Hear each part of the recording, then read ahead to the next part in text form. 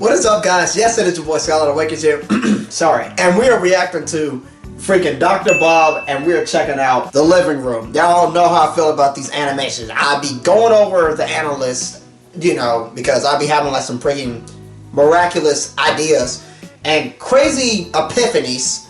So we're just going to dive into the action. This one is called The Living Room. Don't know what this is going to be about. We already watched like the freaking whatever the freak that tall thing was, the Yenwood, or the Yole Man.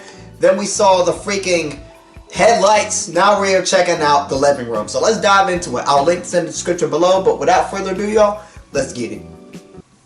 A pair of SCP Foundation researchers open the door of a containment cell and find themselves staring at something unlike anything they've ever seen before. Why is he making that face? Sitting in the middle of the room is a giant lump that appears to be made of what can only be described as flesh. Ew! The two look at each other in disbelief.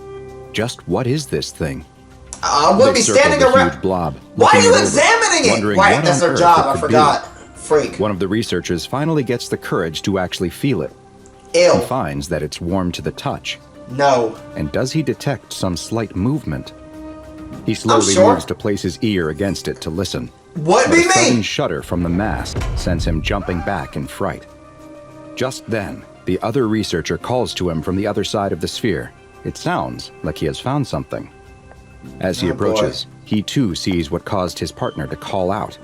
There, in the middle of this tumorous wall, is a door. It's a circular iron hatch, the kind sealed by a valve. Nope, not opening it. It's open. Now the researchers are really confused. A massive lump of living flesh is strange enough, but why does it have a door? Good question. One of the researchers peeks inside. Is that a couch they see? And a table? Does someone live in this thing? Things are getting beyond strange. Made out of flesh? The two researchers look up at the observation window where their supervisor is watching them. Really? The supervisor does not hesitate. Why does it look like a Hitler? And the researchers know what they must do. I'm sorry, I didn't mean that, but I'm just saying. Shoot. The researcher who lost winces. He knew that coming to work at the SCP Foundation meant that he would be dealing with some strange, dangerous, and disgusting anomalies. But he never imagined he would have to climb inside a giant orb of meat.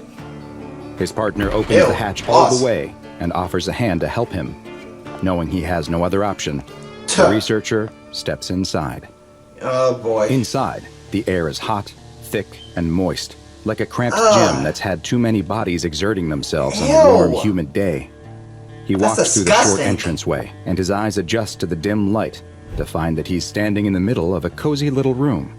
A single small lamp on the table is giving off just enough light for him to see that the room is sparsely furnished, with a few pieces including a small couch and a twin bed.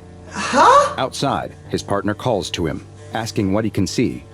As the researcher turns to answer, the door snaps shut. Wow. The valve spins on its own, locking itself tight. Did it turn him into an object? The researcher can't get it to budge. He bangs on the door and yells. Is he all right in there? Wow. Is everything okay? He's gonna turn into an object. His only response is a muffled scream from inside the ball of flesh.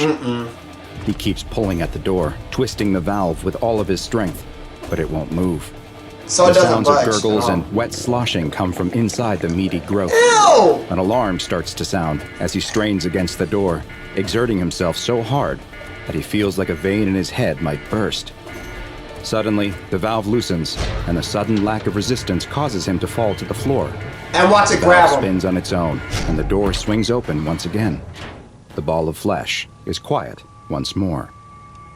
The researcher picks himself up off the ground and slowly, carefully, peeks inside. And watch everything be normal. Are you okay? Is anyone in there? There's no response. That is, until a blast of hot air comes rushing out of the hatch, blowing the researcher's hair back. When it's over, he peeks inside again. His fellow researcher is nowhere to be seen. Inside is the same couch, bed, and table with a small lamp. Don't go in to find out. There too.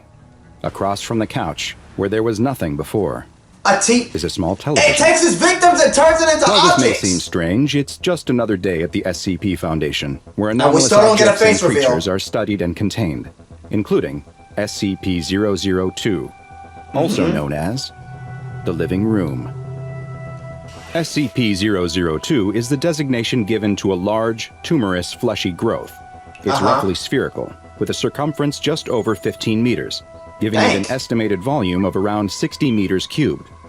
Located on one side is an iron valve hatch, similar to what might be found on an old submarine, which leads into the interior of the ball. This research! Those who step inside are surprised to discover a small room that resembles a low-rent studio apartment, complete with furniture and even a small window.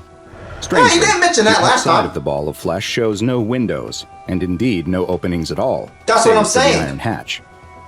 The furniture in the room displays no anomalous properties, though examination has revealed that the furniture appears to be constructed of sculpted bone, woven hair, and other biological substances. I didn't notice the all bones, but coming I did from notice the human skin. bodies. Analysis of samples taken from the furniture has shown each to be constructed from independent and fragmented DNA sequences, several of which correspond to SCP research personnel who have been lost inside of SCP-002. So whoever goes in turns into furniture. To date, the living room has been responsible for 7 members of staff going missing. Wow. At the same time, during the course of its containment at the SCP Foundation, the room appears to have added multiple additional furnishings, including 2 lamps, a throw rug, a television, a radio, a beanbag chair, 3 books in an unknown language, 4 children's toys, and a small potted plant. Tests have been performed using a variety of non-human entities in order to see if they would provoke a similar response from SCP-002 to that of humans. Various lab animals, including those with close DNA to humans, such as chimpanzees, have been placed in the room. But so far, all have failed to make the living room react. Human cadavers were also tested, but they too did not produce any effect. It is unknown what causes SCP-002 to engage in its behavior, but whatever process it uses to convert organic matter into furnishings seems to only be triggered by the presence of living human beings. SCP-002 was discovered in northern Portugal, following reports of an object falling from Earth's orbit. There, in the bottom of a small crater, was SCP-002. It was encased in a thick shell of rock, but the anomaly's fleshy exterior could be seen through cracks that were likely created by the impact. Dang. A local farmer was the first to spot the object falling to Earth and brought word of what he found to his village. At the same time, a Level 4 SCP Foundation agent stationed in the area detected elevated levels of radioactivity and traced the source back to the crater. An SCP collection squad led by General Mulhausen was dispatched to the impact site and quickly secured the area. Test subjects from the nearby village were recruited for initial analysis of the object, with 3 men being individually sent inside of SCP-002. All of them disappeared. Having confirmed this anomaly's deadly properties, General Mulhausen then issued a Level 4A termination order that would apply to any local witnesses in order to ensure that no knowledge of the object reached the outside world. He then oversaw its transport to an SCP containment facility. As Foundation staff prepped SCP-002 for relocation, 4 members of the security personnel were seemingly mesmerized and drawn inside the object, where they too disappeared. This was the first hint that SCP-002 possesses some form of subtle mind control, with the ability to influence humans into stepping inside of it. That's insane! It was after these losses that it was first noticed that the object appeared to grow new furnishings, following someone disappearing inside. After so it makes you want to inspect it before you actually be ordered all turned. staff to wear hazmat suits when dealing with SCP-002, and following the General's own termination, SCP-002 was placed in containment at the secure facility where it currently resides. Wow. Due to the ongoing danger presented by SCP-002, the risk it poses to any who step inside of it, and the mind control abilities it possesses, it has been classified as Euclid. It is to remain connected at all times to a suitable power supply to keep it in a charging mode of some kind, which appears to make it more docile. In the event of a power outage, staff in the immediate area are to be evacuated, and the object's containment cell emergency barrier is to be closed, sealing it off from the rest of the site. That's smart, so it doesn't control them. Once power is reestablished, strobing X-ray and ultraviolet lights are to be activated in the containment cell until SCP-002 is returned to its charging mode. Research teams investigating SCP-002 that will come within 20 meters of the object must consist of no fewer than 2 members. Personnel should also maintain physical contact with one another at all times to confirm that the other is present and not experiencing any feelings of confusion, dulled perception, or other forms of bewilderment, That may lead to them entering the living room. No personnel at all below a level 3 clearance are allowed inside of SCP-002, and any staff that have contact with the anomaly are to be escorted no less than 5 kilometers away and must undergo a 72-hour quarantine and psychological evaluation. What the fuck? SCP-002 is one of the oldest anomalies in the SCP Foundation database, but remains one of the least understood. Perhaps one day we'll understand what it is and why it was at one time sitting in the orbit of Earth. Did someone send it here, intending us to one day find it? Did it come here of its own volition?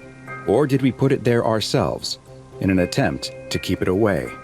Wow. Thanks for watching this anomalous entity from the SCP Foundation's classified archives. And make sure you subscribe to Dr. Bob and turn on notifications to be the first to learn more about the hidden secrets inside. Bro, I really love watching this stuff. It's like a Discovery Channel, like late at night.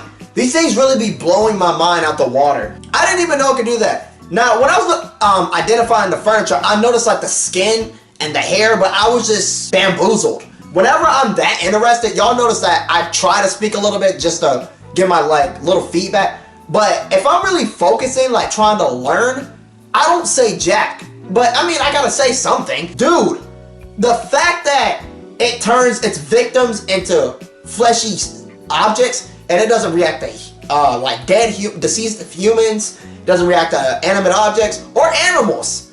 It only reacts to human living beings.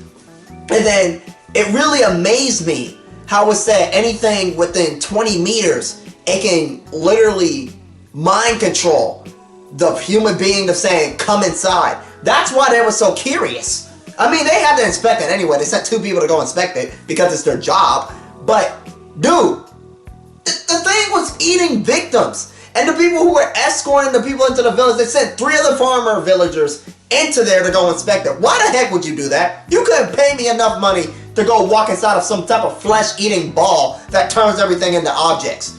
And then, every time someone dies, there's new furniture. And it said there's a window there. It's like a front to make you keep on trying to like inspect.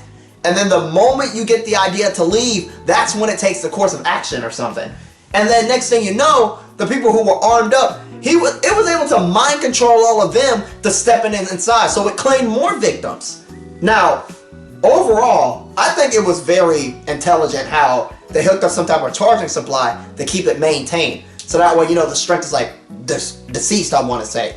But when it shuts down, they evacuate everybody. But the people who were mind control, they're quarantined for 3 days. Y'all couldn't get me to work for SCP. I'm sorry, I couldn't. Ain't nobody got time for that. I just couldn't. Y'all heard what I said in the beginning. I said, fire me. I don't care. Like, oh no. I'll write down the research. I'll do the recordings. But I am not getting within any feet of them freaking alienized things. You couldn't pay me enough. Heck, man, you could not make me do it. No, sir. No. No, sir. And then having that type of research, I'm pretty sure, like, I'm starting to think deep into this. Having that kind of research on you, I doubt that foundation would allow you to just live a simple, normal life. I wonder those people who retired, do they have to wear a wire permanently to track their next conversation? Because if they speak about it, do they get killed or something? You know, top secret information that's not supposed to be spoken about or discovered to the environment. Now, this stuff, it could be real, it could be fake, I don't know. But it just interests me, like how these different types of scenarios come up and all of these like analysis that they have. Like, I don't want to go too far into like the research because that stuff's probably on the deep web or the dark web and I don't freak with that. But anyway, guys, ain't gonna have no hacker tracking my location. But that's gonna wrap it up for today's episode of Skylight Reacts. Overall, if I was working at the foundation and they were picking volunteers, I'd be the one to be like, no. Notice how there was no black people inspecting this stuff? We don't freak with stuff like that. Not trying to be like, you know, racial or anything, but you wouldn't expect us to do that. No. But, oh Lord, couldn't be me. But that's going to wrap it up for today's episode of Skylight Reacts. I hope y'all enjoyed. If you're ready for the next episode, because I love reacting to these, I'm still getting y'all suggestions. You know what to do for your boy. Make sure you smack that like button and subscribe today to join the club. And God bless. Thank you all for watching. Alright, party people, you know how we rock. Get out there on the dance floor and show Skylight what you got.